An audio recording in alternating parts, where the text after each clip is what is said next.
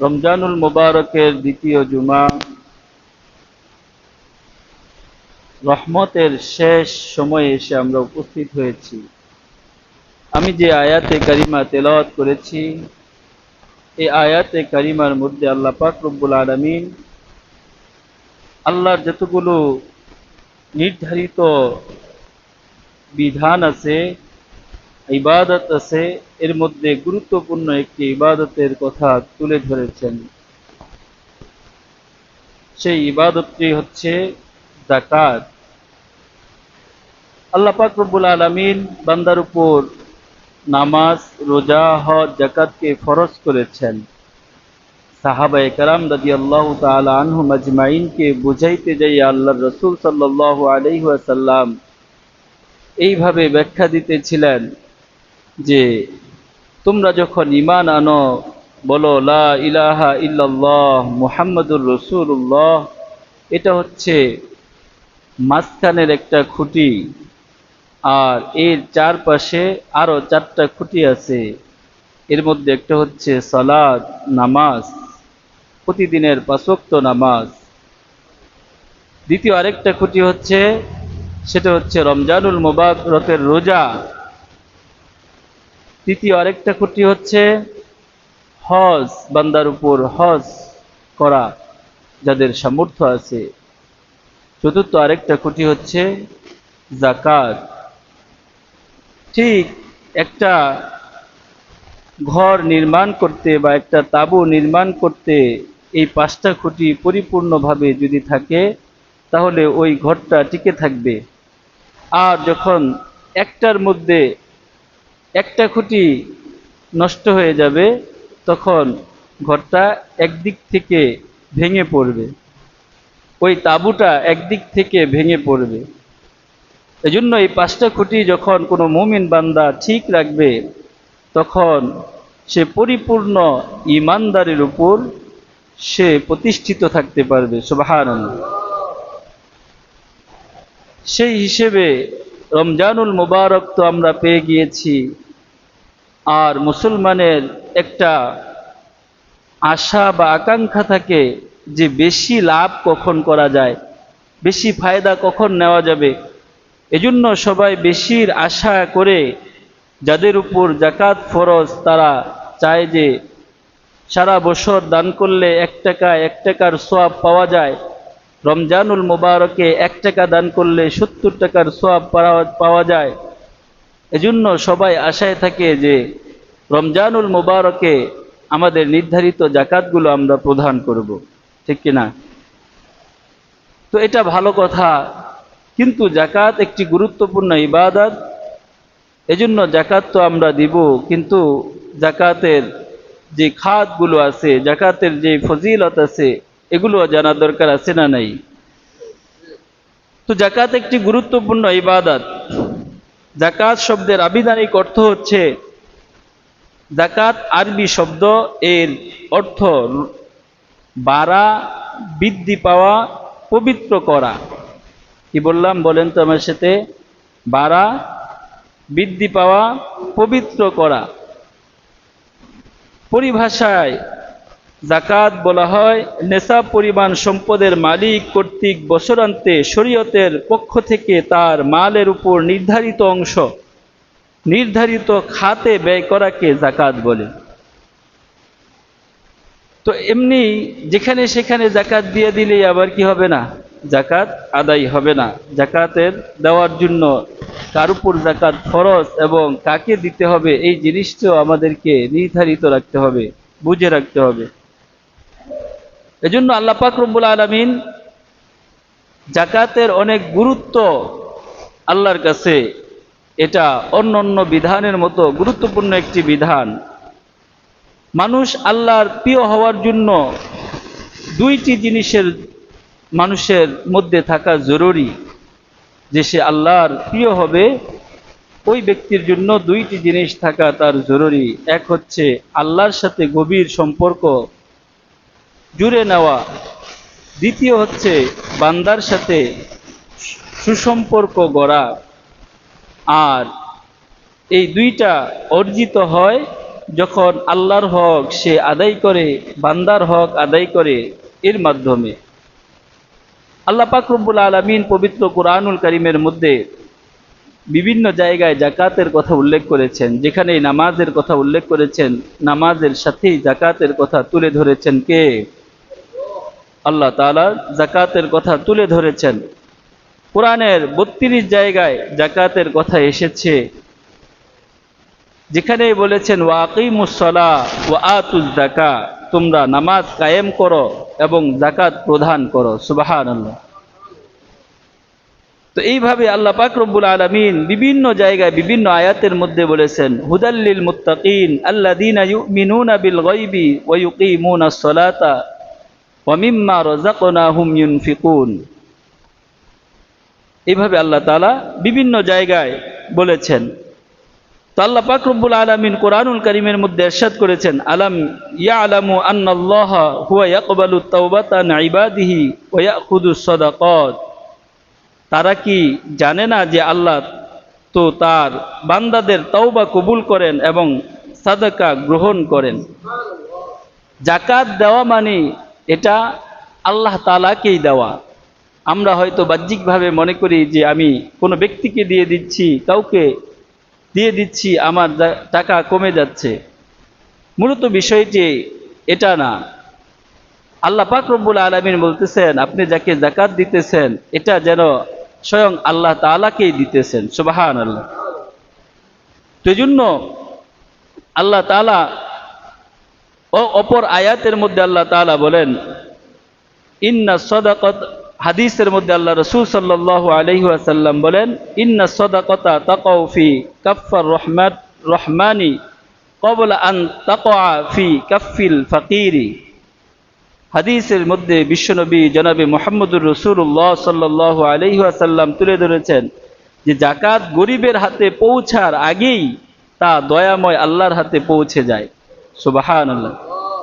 সুতরাং যাকাত যাকে দিবে তার চেয়ে যে দিবে সে বেশি নিজেকে বেশি মুখাপেক্ষী মনে করা এবং ভাগ্যবান মনে করা যে আমি আমার যে আল্লাহ তাআলা যে সম্পদ আমাকে দিয়েছেন এর মাধ্যমে আমি আল্লাহর রাস্তায় খরচ করতে পারতেছি, আল্লাহকেই যেন আমি যাকাতের আল্লাহর হুকুম আল্লাহর রাস্তায় আমি দিতে পারতেছি, এটা নিজেকে ভাগ্যবান মনে করা, নিজেকে আরো বেশি মুখাপেক্ষী করা। যাকাত দেওয়ার ফজিলত কি? যাকাত যে আমরা দিব এর মধ্যে কোনো ফজিলত আছে নাকি? আল্লাহ তাআলা পবিত্র কুরআনুল কারীমের মধ্যে ইরশাদ করেন মাসালুল লাযীনা ইউনফিকুনা আমওয়ালাহুম ফি সাবিলিল্লাহ মাসালুল লাযীনা ইউনফিকুনা আমওয়ালাহুম ফি সাবিলিল্লাহি কামাসালি হাববাতিন আমবাতাত সাবআ সানাবিলা ফি কুল্লি সুমবুলাতিন মিআতু হাব্বা ওয়াল্লাহু ইউযাইফু লিমান ইয়াশা ওয়াল্লাহু ওয়াসিউন আলিম। যারা আল্লাহর রাস্তায় ধন সম্পদ ব্যয় করে তাদের উদাহরণ একটি শস্য দানার মতো। কিসের মতো? একটি শস্য দানার মতো যাতে 7টি শীষ জন্মায়, প্রত্যেকটি শীষে 100 করে দানা থাকে। আল্লাহ যাকে ইচ্ছা বহুগুণ বৃদ্ধি করে দেন। আল্লাহ প্রাচুর্যময় ও সর্বজ্ঞ। এই আয়াতের মধ্যে আল্লাহ তাআলা বান্দার দানের ব্যাপারে, যাকাতের ব্যাপারে আল্লাহ তাআলা বান্দার ফজিলতের কথা তুলে ধরেছেন। যখন বান্দা একটা টাকা আল্লাহর রাস্তায় দান করবে, যার উপর যাকাত ফরজ হয়েছে, সে যখন একটা টাকা হিসাব মতো সে যাকাত প্রদান করবে, আল্লাহ তাআলা এই যাকাতের বিনিময় 700 গুণ অথবা এর চাইতে আরো বহু গুণ আল্লাহর যত ইচ্ছা তত বেশি বাড়িয়ে দিবেন। সুবহানাল্লাহ। কি করবেন? আল্লাহ তাআলা ওই বান্দার জন্য আরো বহু গুণ বাড়িয়ে দিবেন। এই যাকাতের আরেকটা অর্থ হচ্ছে যে এটা তো বৃদ্ধি করা। আমরা শাব্দিক অর্থে শুনে এসেছিলাম যে যাকাতের একটা অর্থ হচ্ছে বৃদ্ধি করা, আরেক অর্থ হচ্ছে পবিত্র করা। এটা পবিত্রতা। অপর আয়াতের মধ্যে আল্লাহ তাআলা ইরশাদ করেন, খুয মিন আমওয়ালিহিম সাদাকাতান তুতাহহিরুহুম ওয়া তুযাক্কিহিম বিহা ওয়া সাল্লি আলাইহিম। যারা নাকি এই যাকাত প্রদান করবে, আল্লাহ রাসূল সাল্লাল্লাহু আলাইহি ওয়াসাল্লাম কে আল্লাহ তাআলা ঘোষণা করতেছেন, আল্লাহ তাআলা অর্ডার করতেছেন, খুয মিন আমওয়ালিহিম সাদাকাতান তুতাহহিরুহুম, তাদের মাল থেকে সদকা গ্রহণ করুন এবং তাদেরকে পবিত্র করুন, ওয়া তুযাক্কিহিম, এবং তাদেরকে আত্মশুদ্ধি করান, তারা যেন পবিত্রতা অর্জন করতে পারে। এই যাকাতের মাধ্যমে বান্দা নিজের যে মাল আছে, সম্পদ আছে, এর মধ্যে সে এই মালকে পবিত্র করে। আমরা মনে করি যে যাকাত দিলে মনে হয় টাকা কমে যায়। বাংলাদেশে যদি ধনী ব্যক্তিরা হিসাব করে যাকাত দিত, তাহলে বাংলাদেশে যাকাত খাওয়ার মতো লোক খুঁজে পাওয়া যাইত না, ঠিক কিনা? যদি এই এলাকায় সিরাজদি খানবাসী যদি যাকাত হিসাব করে দিত, সিরাজদি খানে যেই পরিমাণ টাকাওয়ালা মানুষ আছে, আমরা অনেক সময় শুনে থাকি যে বিক্রমপুরের টাকা দিয়ে সারা বাংলাদেশ চলে। অনেক সময় কি বলে যে বিক্রমপুরের টাকা দিয়ে সারা বাংলাদেশের বিভিন্ন অঞ্চলের বিভিন্ন প্রতিষ্ঠানগুলো চলে, অনেক গরিব দুঃখীরা চলে। তো যদি বিক্রমপুরের মানুষ, ঢাকাবাসী, এই আশপাশের যে অঞ্চলগুলো আছে, তারা যদি সঠিকভাবে যাকাত প্রদান করত হিসাব করে, তাহলে গরিব খুঁজে পাওয়া বড় মুশকিল হইত। অবশ্যই তাদের অনেক সংখ্যক লোক কমে যাইত যে যারা যাকাত খাওয়ার মতো ব্যক্তি আছে। এই জন্য যাকাত প্রদান করা এটা নিজের দায়িত্ব মনে করে, কারণ যার উপর যাকাত ফরজ হয়েছে এটা গরিবের হক। এটা কার হক? এটা গরিবের হক। এটা যেন যেই অংশটুকু তার যাকাত এসেছে, এটা যদি সে নিজের কাছে রেখে দেয়, তাহলে সে যেন গরিবের টাকাই নিজের কাছে রেখে দিল, সে যেন আত্মসাৎ করলো। নাউজুবিল্লাহ বলেন। যাকাত, যাদের উপর যাকাত ফরজ এরা কারা? যাকাত ফরজ মুসলমান বালেগ নর নারী যার উপর নেশাব পরিমাণ সম্পদের মালিক হয়েছে, নিজের বসত বাড়ি বা নিজের আসবাবপত্র এরকম জিনিস ছাড়া তার অতিরিক্ত স্বর্ণ রূপা বা টাকা, নগদ টাকা, ব্যবসায়িক পণ্য, এর উপর যদি তার 1 বৎসর অতিক্রম হয়, তাহলে ওই ব্যক্তির উপর যাকাত ফরজ হবে। এখন দেখা যায় সমাজের মধ্যে অনেক মহিলারা আছে, তার অনেকে টাকারে পোলটা বানাইয়া মানিব্যাগের ভিতরে প্যাকেট কইরা কইরা, অনেক আছে সুতা দিয়া বাইন্দা বাইন্দা কি করে, ওই আলমারির ভিতরে ডয়ের আছে, ডয়ের ভিতরে আরেকটা সিন্দুক আছে, সিন্দুকের ভিতরে আরেকটা পকেট আছে, ওই পকেটের মধ্যে রেখে দেয়। আছে না নাই? এটা বছরকে বছর ওইখানে পড়ে থাকে, কিন্তু সে এটার হিসাবও করে না, এটার উপর যাকাত যে আসছে সে যাকাতও প্রদান করে না। এজন্য যে মালিক হবে তাকেই যাকাত দিতে হবে। যাকাত দিবে না কে? যদি নাবালেগ সন্তান সে সম্পদের মালিক হয়ে যায়, অথবা কোনো তার দেমাগ বিকৃত পাগল হয়ে গেছে এমন ব্যক্তি সম্পদের মালিক হয়, তাহলে তার উপর যাকাত দেওয়া লাগবে না। বাকি যারা সাবালেগ হবে এবং সম্পদের মালিক হবে, তাদের উপর নর নারী সকলের উপর যাকাত ফরজ হবে। এজন্য যাকাত, এদের উপর যাকাত দেওয়া। এখন যাকাতের খাত দিবে কাদেরকে? যাকাত দিবে কাদেরকে? আমরা মনে করি যে যাকাত দিলে সম্পদ কমে যায়, বা এটা তো আমিই মালিক, এই সম্পদের মালিক আমি, এটা আমি অর্জন করছি, এটা আমার অর্জিত সম্পদ। আসলে বিষয়টি এরকম না। আমরা অনেক কিছু মনে করি যে এটা আমার, কিন্তু এই যে এই সম্পদ আল্লাহ তাআলার পক্ষ থেকে দেওয়া আমানত, যদি আল্লাহ দেখবেন অনেক মানুষ আছে রাত দিন অনেক পরিশ্রম করতেছে কিন্তু তার সম্পদের কোনো উন্নতি নাই, তার টাকা পয়সার কোনো উন্নতি নাই, দিন শেষে দেখে যে সে শূন্য, জিরো। আবার দেখবেন এমন অনেক ব্যক্তি আছে যাদেরকে আল্লাহ তাআলা এমন অঢেল করে দিছেন যে তার কোনো সীমা নাই, সে যেদিক দা যায় ওদিক দাই শুধু সম্পদ বাড়তে থাকে বাড়তে থাকে। এরকম আছে না নাই? তো দেওয়ার মালিক কে? একটু আসতে বলেন কে? আমরা মনে করি যে আমি তো এটা কামাই করতেছি বা এটা আমার অর্জিত জিনিস, কিন্তু আসলে বিষয়টা তা না। হয়তো আমাদের চেষ্টা করতে হবে, কিন্তু দিবেন কে? আল্লাহ না দিলে কারো ক্ষমতা নাই, কারো এটা অর্জন করা তার পক্ষে সম্ভব না। এজন্য যেই সম্পদ আল্লাহ দিচ্ছেন ওইটার উপর যাকাত দিতে আমাদের কষ্ট। হাদিসের মধ্যে এক ঘটনা আসছে যে এক সাহাবী আল্লাহ রাসূলের দরবারে পড়ে থাকতেন, সব সময় আল্লাহ রাসূলের দরবারে থাকতেন। তো ওই সাহাবী সব সময় আল্লাহ রাসূলের দরবারে থাকতেন। সে তার আরেক ভাই ছিল, সে ব্যবসা বাণিজ্য করত, সে কামাই রোজগার করত, ওই ভাইকে খরচ খরচ দিত। তো ওই যেই ভাই কামাই রোজগার করে ব্যবসা বাণিজ্য করে, ওই ভাই এসে একদিন অভিযোগ করতেছেন যে হে আল্লাহ রাসূল, এই যে এই ভাই সে তো সব সময় আপনার দরবারে পড়ে থাকে, কোনো কামাই করে না, তো তার জন্য তো আমাদের কোনো আয় উন্নতি নাই।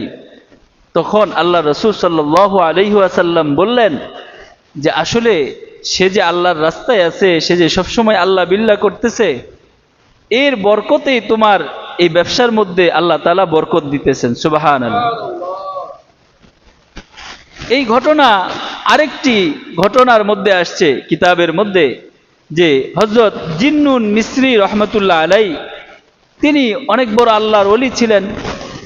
তো তার কাজ ছিল তিনি উপার্জন করতেন মাছ ধরে, মাছ ধরে বিক্রি করতেন, মাছ মেরে খাইতেন, এটাই তার উপার্জনের একটা পথ ছিল।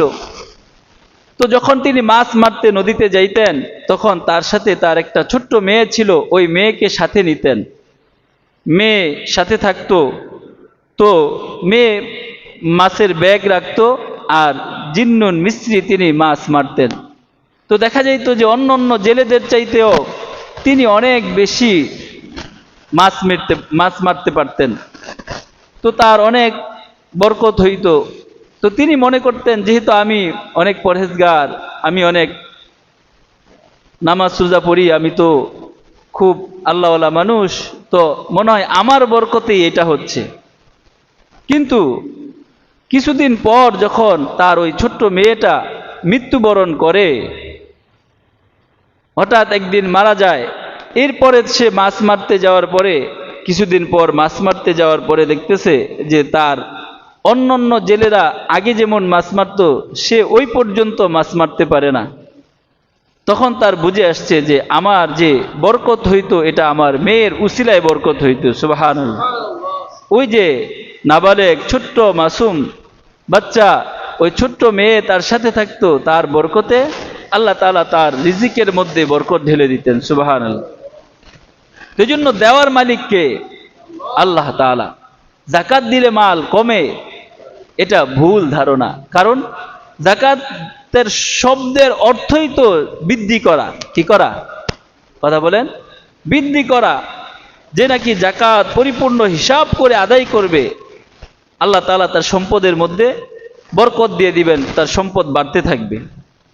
যাকাত তো সব দিয়ে দিতে বলেন নাই আল্লাহ তাআলা। বলছে তোমাদের যখন 1 লক্ষ টাকা থাকবে তুমি 2500 টাকা দান করবা, 2500 টাকা আল্লাহর রাস্তায় দিয়ে দিবা। তো এটা কি খুব বেশি? যার 1 কোটি টাকা তার 2.5 লক্ষ টাকা, তো এটা কি 1 কোটি টাকার কাছে অনেক বেশি? হ্যাঁ, কিন্তু যাদের সম্পদ আছে তারা মনে করবো 2 টাকা দেওয়াই তো বড় কষ্টের। হ্যাঁ, 200 টাকা দিতেই তো অনেক কষ্টের, এই টাকা কিভাবে দিব? 100 টাকায় 2.5 টাকা, 1000 টাকায় 250 টাকা। তো এইভাবে যদি আপনি হিসাব করে যাকাত দেন যে আপনি কি পরিমাণ সম্পদের মালিক আছেন। নিসাব পরিমাণ সম্পদের মালিক হইলে অনেক বেশি, এটা বছর বছর যদি জাকাত আদায় করে ওই ব্যক্তি সম্পদ আল্লাহ তাআলা আরো বহু পরিমাণে বাড়িয়ে দিবেন। সুবহানাল্লাহ। এরকম অনেক ঘটনা আসছে কিতাবের মধ্যে, সহিহ বর্ণনায়, যে আমরা যখন দারুল উলুমে পড়েছি, দারুল উলুম দেওবন্দে, তো দারুল উলুম দেওবন্দের যে থানা যেটা, সেটা হচ্ছে সাহারানপুর, মাজহারুল উলুম সাহারানপুর। ওই সাহারানপুরে একটা বড় মাদ্রাসা আছে, সেই মাদ্রাসার নাম হলো যে মাজাহিরুল উলুম সাহারানপুর। ওইখানে জগৎ বিখ্যাত আলেম, তিনি জগৎ বিখ্যাত মুহাদ্দিস, যিনি এই যে আজকে তাবলিগ জামাতের যে ফাজাইল আমল লেখা হয়েছে, যেটা সারা বিশ্বের মানুষ এটা পাঠ করে, সেই লেখক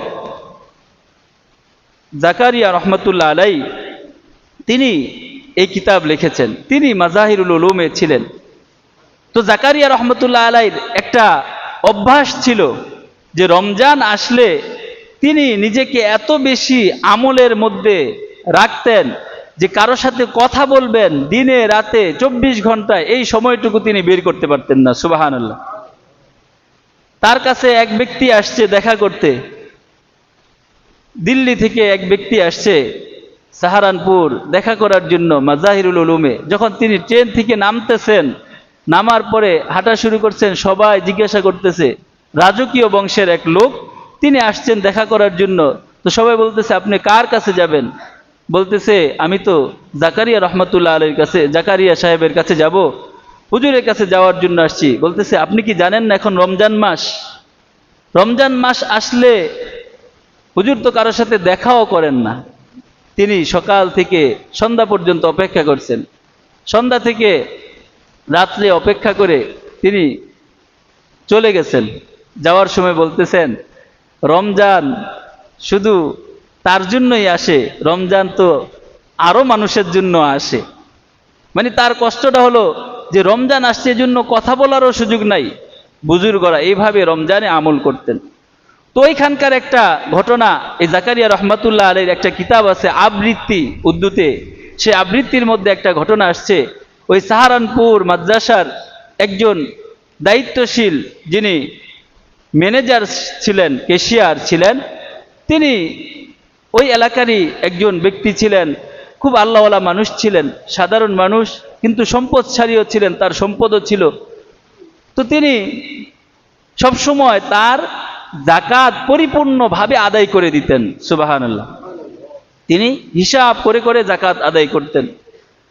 তো যখন মাদ্রাসায় কেউ দান করত, ওগুলো তিনি হিসাব করে রাখতেন, হিসাবের মধ্যে কোনো গলমিল ছিল না। তো ওই ব্যক্তি একদিন ঘুমাইছেন রাতের বেলা, ঘুমের পরে কিছুক্ষণ পরে দেখতেছেন 5-6 জন ব্যক্তি আইসা তার আলমারির সামনে খটখট করতেছে। তো আলমারির মধ্যে অনেক টাকা পয়সা ছিল মাদ্রাসার, তার নিজের। এলাকাবাসী তাকে বিশ্বাস করে, এজন্য এলাকাবাসীও তাকে আমানত হিসেবে তার কাছে টাকা পয়সা রাখে।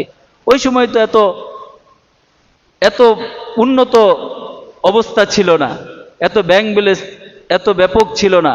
সেই জন্য মাটির ঘর ছিল, জীর্ণ শীর্ণ ঘর।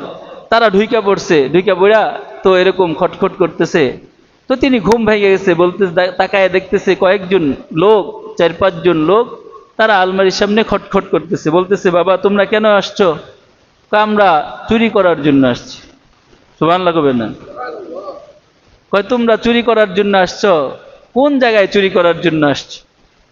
তোমরা এমন জায়গায় চুরি করতে আসছো যেই তালার সামনে তোমরা আসছো, এই তালা তো তোমরা ভাঙতে পারবা না, এই তালা তো তোমরা ভাঙতে পারবা না। তোমাদের বাপ দাদারা আসলো এই তালা ভাঙতে পারবে না। সুবহানাল্লাহ বলেন। কি বলতেছেন? তোমাদের যদি বাপ দাদাদেরকেও নিয়ে আসো তারপরেও এই তালা ভাঙতে পারবে না। বলতেছে কারণ কি? বলতেছে আমি তো আমার সম্পদের পরিপূর্ণ হক আদায় করে, হিসাব করে, পাই হিসাব করে আমি যাকাত আল্লাহর রাস্তায় আদায় করে দেই। সুবহানাল্লাহ। আমার আল্লাহর উপর বিশ্বাস আছে যে আমি যেহেতু আল্লাহর হুকুম পালন করি, সুতরাং এইখান থেকে আমার সম্পদে কোনো নুকসান হবে, ক্ষতি হবে, এটা কখনো সম্ভব হতে পারে না। তো বলতেছে তোমরা চেষ্টা করতে থাকো, আমি ঘুমাসলাম। ওই ব্যক্তি ঘুমায় পড়ছে, তিনি ঘুমায় পড়ছে, দেখতেছে তারা ওই তালার সামনে তারা চেষ্টা করতেছে, তাহাজ্জুদের সময় হয়েছে, তাহাজ্জুদের সময় উইঠা দেখতেছে তারা এখনো চেষ্টা করতেছে, পারে না। তিনি বললেন কি অবস্থা? তো বলতেছে আমি তাহাজ্জুদে দাঁড়াইতেছি, তোমরা চেষ্টা করতে থাকো। এরপরে ফজর হয়ে গেছে, ফজরের পর্যন্ত তারা চেষ্টা করতেছে, পারে না। বলতেছে আমি ফজরের নামাজ পড়ার জন্য মসজিদে যাচ্ছি, তোমরা চেষ্টা করতে থাকো। সুবহানাল্লাহ বাইতে যায় বললেন, আরো জোরে বলেন সুবহানাল্লাহ। এটা কিসের ফজিলত? সে যে যাকাত পরিপূর্ণভাবে আদায় করত, এর ফজিলত, এর ফায়দা স্বরূপ তিনি বলতেছেন যে আমি তো পরিপূর্ণভাবে হিসাব করে আল্লাহর রাস্তায় আমার সম্পদের যাকাত আদায় করি, সুতরাং আমার যাকাত আমার সম্পদ থেকে নোকসান হবে, এটা কখনো সম্ভব হতে পারে না। তো এই জন্য আল্লাহ তাআলা বলছেন যে নাকি পরিপূর্ণ হিসাব করে সে যাকাত প্রদান করবে, আল্লাহ তাআলা তার সম্পদ বৃদ্ধি করে দিবেন সুবহানাল্লাহ, এবং তার সম্পদে কখনো নোকসান আসবে না, ক্ষতি হবে না। এজন্য আমরা মনে করি কি যে যাকাত দিলে সম্পদ কমে যায়, না, যাকাত দিলে সম্পদ বৃদ্ধি হইতে থাকে, আল্লাহ তাআলা ওটাকে বহুগুণ বাড়িয়ে দেন। এজন্য আমাদের উচিত হলো কি যে যার উপর যাকাত ফরজ সে পরিপূর্ণ হক আদায় করে সে যাকাত আদায় করবে। এখন যাকাত দিবে কাদেরকে? যাকাত দেওয়ার জন্য আল্লাহ তাআলা একটা মিয়ার তৈরি করে দিয়েছেন। কোরআনুল কারীমের মধ্যে আল্লাহ তাআলা ইরশাদ করেন, ইন্নামাস সাদাকাতু লিল ফুকারা ওয়াল মাসাকিন ওয়াল আমিলিনা আলাইহা ওয়াল মুআল্লাফাতি কুলুবুহুম। এই আয়াতের মধ্যে আল্লাহ তাআলা 8 ব্যক্তিকে যাকাত প্রদান করার কথা বলেছেন।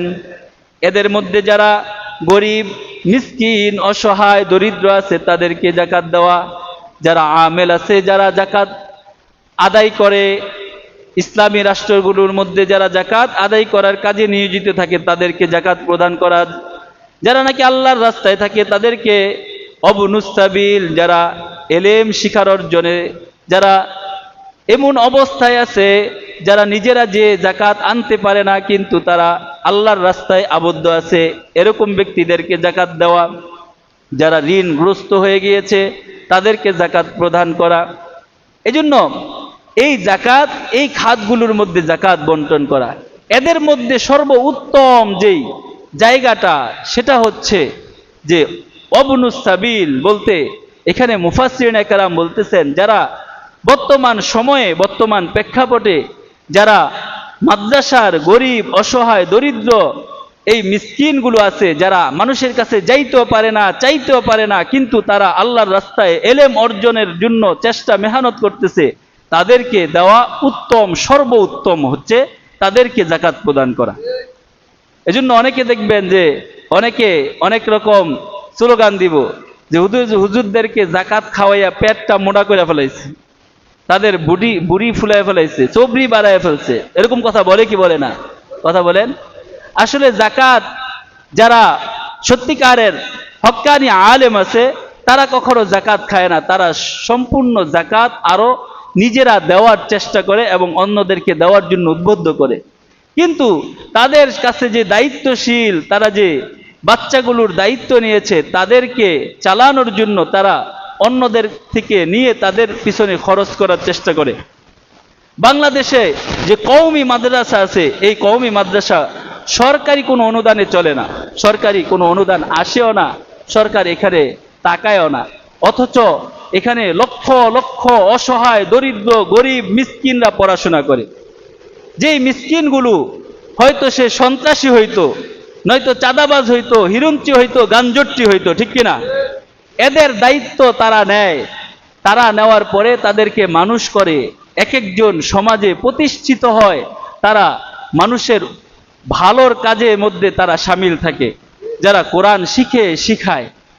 তো এই মানুষগুলো তারা এই বাচ্চাগুলো কারো কাছে আইতে পারে না, চাইতে পারে না, তো তাদেরকে নিজেদের দায়িত্ব হলো তাদের খুঁজে খুঁজে তাদেরকে বের করে তাদেরকে যাকাত দেওয়া।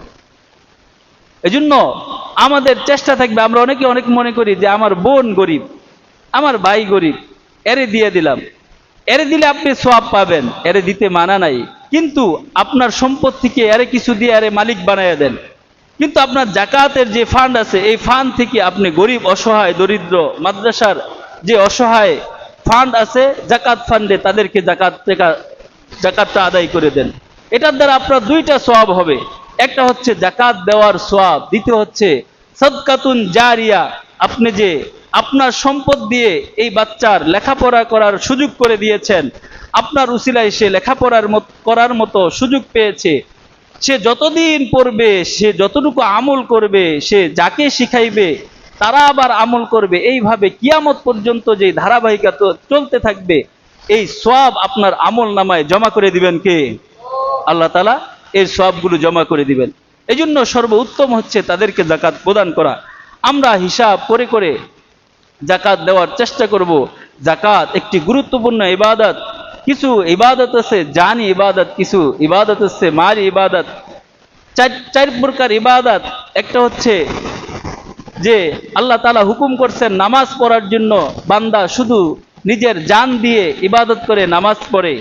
আরেকটা হচ্ছে রোজা রাখা, এটা জান দিয়ে সে ইবাদত করতেছে, এটা জানের কষ্ট হয়। আরেকটা হচ্ছে মালি ইবাদত, সেটা হচ্ছে সম্পদ দিয়ে ইবাদত করা, যেটা নাকি জাকাত প্রদান করা। আল্লাহ তাআলা সবাইকে সেই তৌফিক দেন নাই, যাদেরকে সেই